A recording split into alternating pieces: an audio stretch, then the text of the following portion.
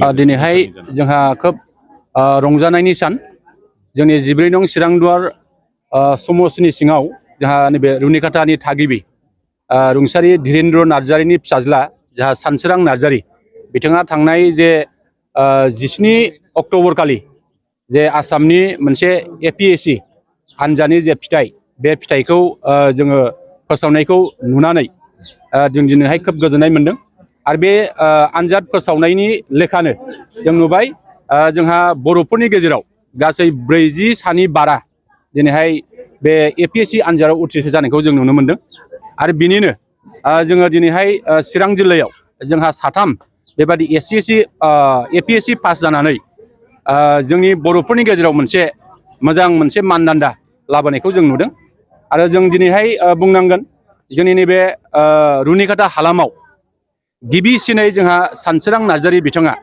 बे APSC आनजादाव उथ्रिसार जानो हादों। दा बेखौ लानानै दिनै गुबुन गुबुन आफाद गुबुन गुबुन दोलो गुबुन गुबुन गामिनि दैदेनगिरिफोर गुबुन गुबुन जाहा सुबुंफ्रा दिनै बरायनानै मोनसे रंजानाय बेखिनि थासारिखौ जों नुनो मोनदों। जोंबो 14 नं चिरांदुवार ब्लक कमिटि UPPनि जानानै दा बिथांखौ बरायनो मोननानै जों खोब गोजोननाय मोनदों आरो बिथांनो जोङो रोजा रोजा जों साबायखर जासिगोन। दा बिथाङा बेखिनि गोब्राब नाजानायनि गेजेरजों जे बिथाङा दिनैहाय APSC आनजाद पास खालामनानै उथ्रिसार जानानै दिनै एसिस्टेन्ट एकाउन्ट्स अफिसार बिथाङा जानो हाबाय।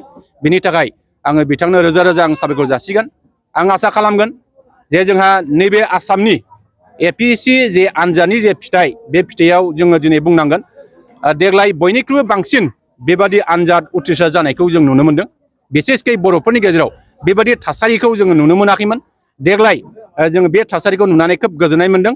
दा जोङो बुंनांगोन जोंहा प्रमद बर' दैदेननाय जे BTR सरकार बे सरकारनिफ्रायबो जे बड'फा UN Brahma super 50 Mission Bay मिशननि गेजेरजों दिनै 36 बिजाथिफोरनि गेजेराव 7 बिजाथिफ्रा दिनै उथ्रिसार जानो हादों। बेयो खोब गोजोनथाव बाथ्रा।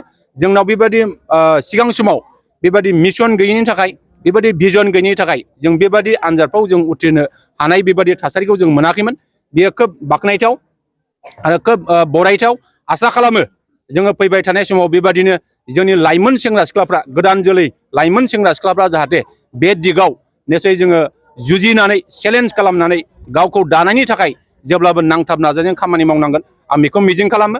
जोङो बेखौनो बुंगोन जे देग्लाय जोंहा रुनिकाटा कलेजआ सरकारि जानाय लोगो लोगो बे फरायसालिमायाव दिनै 20 निफ्राय 21 जोंहा जोंनि साख्रि आवला जोङो दिहुननो हादों आरो बे साख्रि आवलाफोरनि जिबना निसय फैबाय थानाय गोलाव समाव गावसोरनि जिउ दानायाव निसय बियो गोबां बिहोमा होगोन आं बेखौ मिजिं खालामो।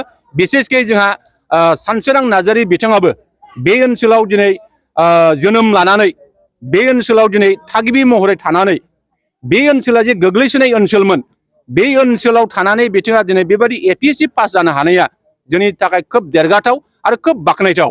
आं आसा खालामगोन जे सानसोरां बादि हाजार जन मानसिफ्रा जोंनि बे समस्तिनिफ्राय बे ओनसोलनिफ्राय जोनोम जानांगोन आरो जोंनि सुबुं धोन दानायाव जोङो बयबो मैखोमै बाहागो लानांगोन। आं मिजिं खालामो जाहाथे बिथांनि साननाया जाहाथे मोजाङैनो जाफुंसार जाथों आरो जों बेखौनो बुंनो लुबैदों जे दिनै बिथाङा APSC आनजादाव उथ्रिसार जाखांनायनि उनावहाय बिथाङा गावनि जेखिनि साख्रि बे साख्रिखौ पांचुवेलि एक्टिभलि खामानि मावगोन आं बेखौ मिजिं खालामो। जोङो मोजां खौरां होननानै जोङो दिनै बुंबावनांगोन APSC पास जानायनि सिगाङावनो बिथांनि जे गोथार जुलि बे जुलियाबो निसय जोंहा गान्थि खानानै दंखायो। आं खोनादों फैगौ 29 तारिखआव बिथांनि गोथार जुलिया जागोन। बेबायदि रंजानाय बेबायदि मोनसे गोबां जोंनि थाखाय लाइफआव इन्जयमेन्ट जों खिन्थु मोननाय नङामोन। दिनैहाय बिथाङा बेबायदि